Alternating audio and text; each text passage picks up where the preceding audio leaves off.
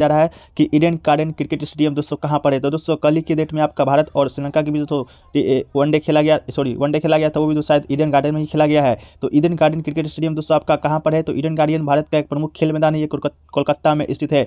यहाँ क्रिकेट खेला जाता है दोस्तों, कोलकाता में स्थित है। यहाँ क्या खेला जाता है तो दोस्तों आपका क्रिकेट खेला जाता है। तो क्रिकेट स्टेडियम का जो स्थापना 1864 ईस्वी में ही हो गया था। तो राइट आंसर दोस्तों आपका कोलकाता हो जाएगा, तो सही कर लीजिएगा। एक क्वेश्चन देखिए दोस्तों, पूछा गया था दिल्ली के मुख्यमंत्री कौन है दोस्तों, नवंबर 2022 में शायद पूछा गया था, डेट भी दिया गया था कि दिल्ली के वर्तमान में मुख्यमंत्री कौन है। तो दोस्तों अरविंद केजरीवाल जो कि एक भारतीय राजनीतिक पूर्व नौकरशाह है, जो कि फरवरी 2015 से दिल्ली के वर्तमान और 7वें मुख्यमंत्री हैं। ठीक है, तो 7वें नंबर के मुख्यमंत्री दोस्तों आपका 7वें मुख्यमंत्री हैं और अरविंद केजरीवाल। इसके अलावा पिछले शिफ्टों में पूछा गया था दोस्तों आपका कि दिल्ली के उपराज्यपाल कौन है। तो दिल्ली के उपराज्यपाल से भी संबंधित तो आपका प्रश्न आया था, विनय कुमार सक्सेना दोस्तों दिल्ली के उपराज्यपाल हैं।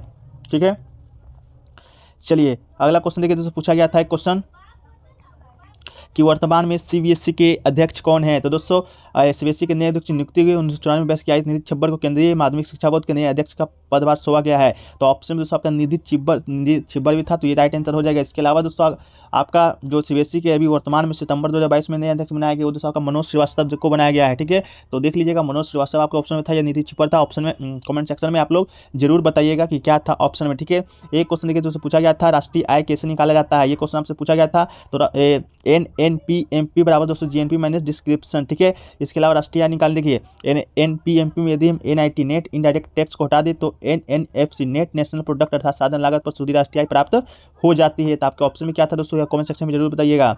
एक क्वेश्चन देखिए दोस्तों, पूछा गया था निम्नलिखित में से क्या केंद्रक में उपस्थित नहीं होता है। ये क्वेश्चन क्या उपस्थित नहीं होता है, 4 ऑप्शन दोस्तों आपका दिया गया था, जिसमें आपको एक रतिका भी था जो शायद आपका सही आंसर है। ठीक है, एक क्वेश्चन देखिए दोस्तों, पूछा गया था वॉलीबॉल से संबंधित, वॉलीबॉल नेट की ऊंचाई कितना होता है, नेट की ऊंचाई पूछा गया था या नेट की लंबाई पूछा गया था दोस्तों, कमेंट सेक्शन में बता दीजिएगा, हम दोनों को इसमें डिस्कस कर देते हैं। पहली बात तो नेट का ऊपरी हिस्सा दोस्तों आपका 2.43 मीटर यानी कि जमीन से लेकर 7.97 फीट की ऊंचाई पर होता है मेंस के लिए, और वुमेंस के लिए दोस्तों आपका 7.35 फीट मतलब 2.24 मीटर आपका ऊंचाई होता है वुमेंस के लिए। इसके अलावा वॉलीबॉल नेट की लंबाई आपका 11 मीटर हो जाएगा, रेस की चौड़ाई दोस्तों आपका 1 मीटर होता है। तो क्या पूछा था दोस्तों, आप लोग कमेंट सेक्शन में जरूर बता दीजिएगा। ठीक है, एक क्वेश्चन देखिए दोस्तों, पूछा गया था सोडियम धातु है जो कि किसके नीचे रखा जाता है। ये क्वेश्चन दोस्तों आपसे पूछा गया था, सोडियम धातु किसके नीचे रखा जाता है। तो ये राइट आंसर दोस्तों आपका केरोसिन हो जाएगा। ठीक है, केरोसिन के नीचे दोस्तों सोडियम धातु को रखा जाता है। सोडियम धातु एक बहुत ही प्रतिक्रियाशील है, ये ऑक्सीजन, शराब, पेट्रोल, इसके अलावा पानी के साथ सख्ती से प्रतिक्रिया करता है,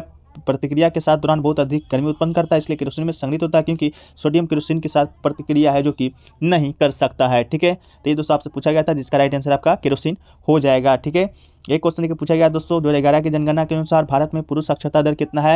ये क्वेश्चन बार बार रिपीट हो रहा है दोस्तों कि 2011 की जनगणना से परिणामों से पता चला है दोस्तों देश में जो कि साक्षरता दर है जो कि वृद्धि हुआ है। इसके अलावा दोस्तों देश का साक्षरता दर की बात करेंगे तो 74.04% है।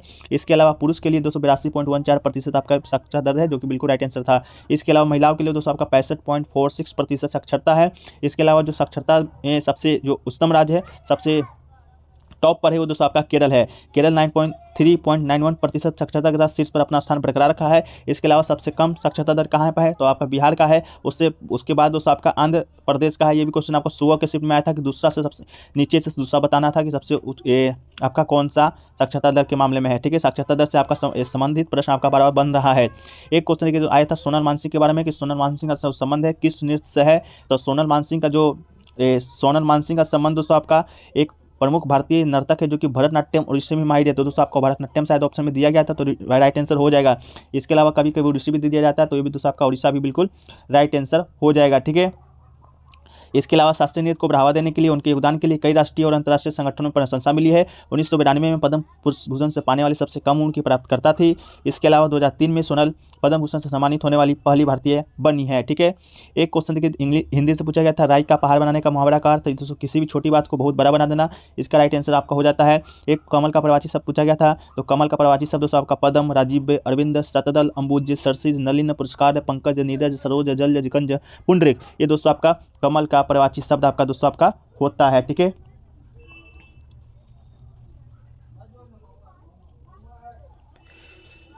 पूछा गया था कि ब्रिटिशर्स ने कब भारतीय को हथियार रखने की अनुमति दी थी, या कौन सा एक्ट आया था। तो दोस्तों ब्रिटिश जो भारतीय उस समय के वाइसराय थे लॉर्ड लिटन की दमनकारी नीतियों में से एक प्रमुख कास्ट भारतीय सशस्त्र अधिनियम 1878 था।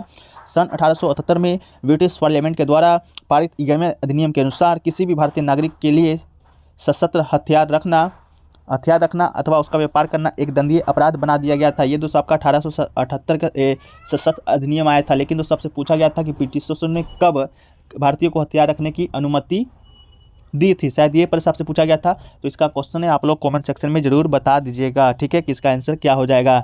इसके अलावा दोस्तों एक प्रश्न और आया था, शायद रीजनिंग का आया था, कि आपका ये जीके जीएस का आया था पता नहीं, लेकिन एक प्रश्न आपका देखने को मिला था कि अगर बैट से हम लोग खेलते हैं क्रिकेट तो दोस्तों रैकेट से क्या खेलते हैं, ठीक है। तो दोस्तों आपका बैट से क्रिकेट खेलते हैं, तो दोस्तों रैकेट से बात करें तो रैकेट से क्या खेला जाता है, तो दोस्तों आपका खेला जाता है बैडमिंटन। तो इसका राइट आंसर दोस्तों आपका बैडमिंटन हो जाएगा।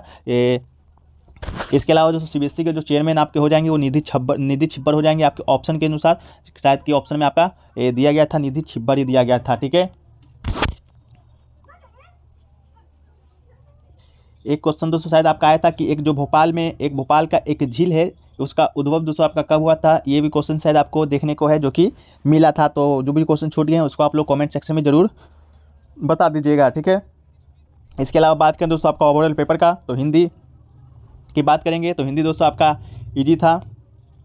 जीके की बात करेंगे तो जीके का मॉडरेट पेपर दोस्तों आपको स्टूडेंट के द्वारा बताया जा रहा है। इसके अलावा मैथ और रीजनिंग में दोस्तों आपका मॉडरेट पेपर लेवल का ही था, ठीक है।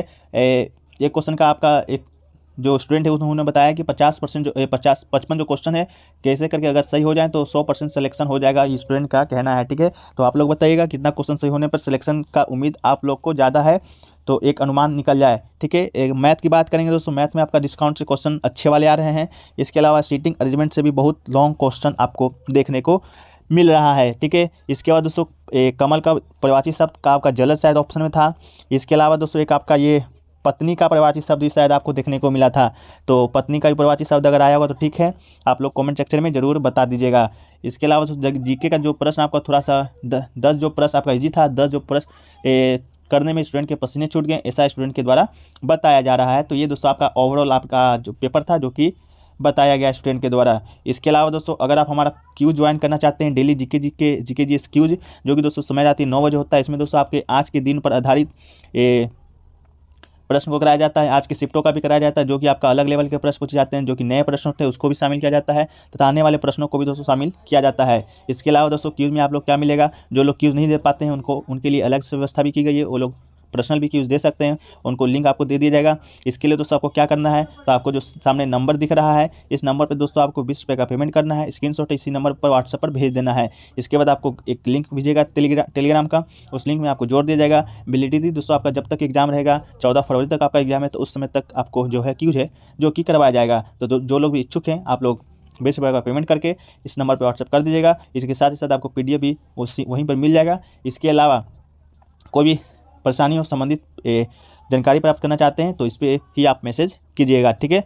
तो चलिए वीडियो को यहीं पर दोस्तों आपका समाप्त करते हैं, और भी जैसे जैसे क्वेश्चन मिलेंगे उसको दोस्तों हम लोग पिन कर देंगे या PDF में शामिल कर देंगे। एक क्वेश्चन देखिए अभी और देखने को मिल रहा है, स्टूडेंट के द्वारा भेजा गया कि न्यायपालिका आप संविधान में किस देश से लिया गया, भारतीय संविधान में, तो ये दोस्तों आपका USA से लिया गया, ठीक है। तो इसका राइट आंसर USA हो जाएगा। इसके अलावा न्यायपालिका, न्याय पुनर्विलोकन सभी USA से लिया गया है। USA से दोस्तों आपका मौलिक अधिकार भी लिया गया है, तो आपका राइट आंसर USA संयुक्त राज्य अमेरिका आपका बिल्कुल राइट आंसर हो जाएगा, ठीक है। तो चलिए वीडियो को यहीं पर समाप्त करते हैं, मिलते हैं दोस्तों थर्ड शिफ्ट के वीडियो में। जब तक के लिए जय हिंद, जय भारत।